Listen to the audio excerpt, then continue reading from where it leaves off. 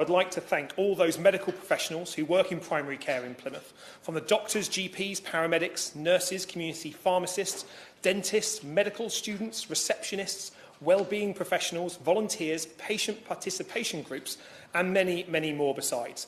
Their dedication and goodwill is the glue that is holding together a very fragile system in Plymouth, and I want to place my thanks to them on the record right away. I know many GPs in Plymouth often work long hours, 12 or 13-hour days. They do such a dedication for their patients and for the health service, but they simply cannot be expected to do more and more with less and less. I'm pleased to have secured this debate today. When I was elected, I said that I would try and give Plymouth its voice back in Parliament, raising issues that really matter, and primary care is one of those issues that comes up in nearly every single surgery that I do. If you live in Plymouth, you will know that the far southwest doesn't get our fair share of funding, and that goes from health to education, transport to housing, all below average spend. We are one of the lowest funded regions in the UK, and that has consequences for our public services.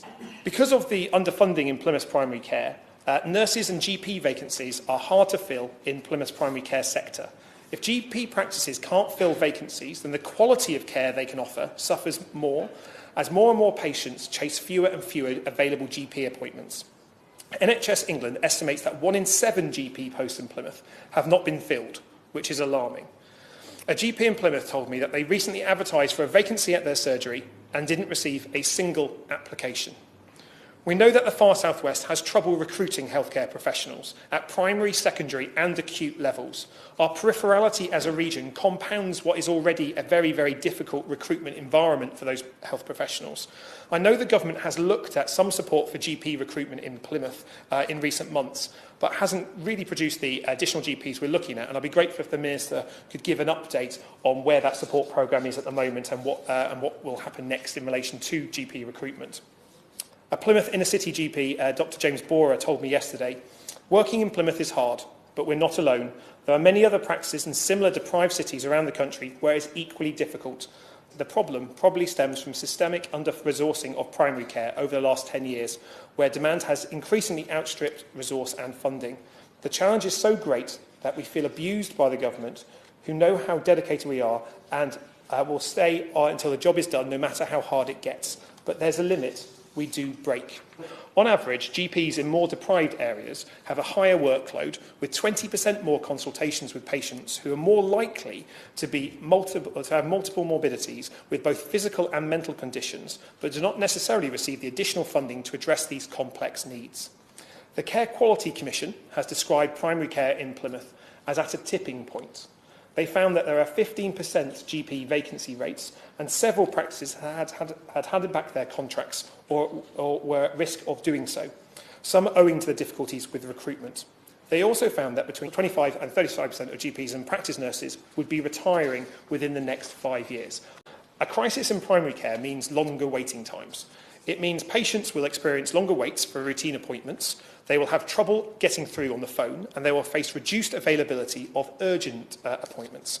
The Care Quality Commission found that people could not always access a GP when they needed one, and GPs told them it's not uncommon for the waiting time for a routine appointment to be 4 weeks.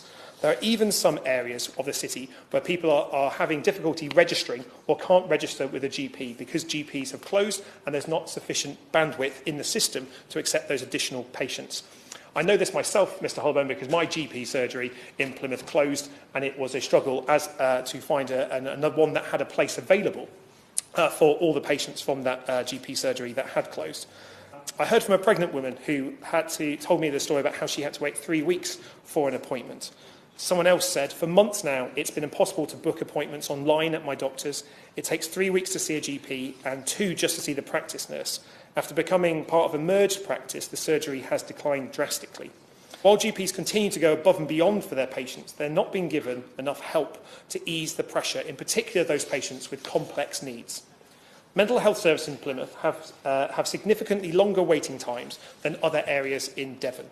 Patients struggling with their mental health consult their GPs more frequently until they're accepted into a specialist service that can support them in appropriate settings. This means GPs in Plymouth have far more appointment demand to support those patients than GPs elsewhere in Devon in respect of mental health. Now, that's a good moment for me briefly to talk about something that Plymouth is really good at, as well as something where we have challenges, and that's the introduction and rollout of health and wellbeing hubs. Plymouth City Council, our local CCG, and Livewell, our social enterprise that provides NHS services in Plymouth, have come together to roll out health and wellbeing hubs across our city.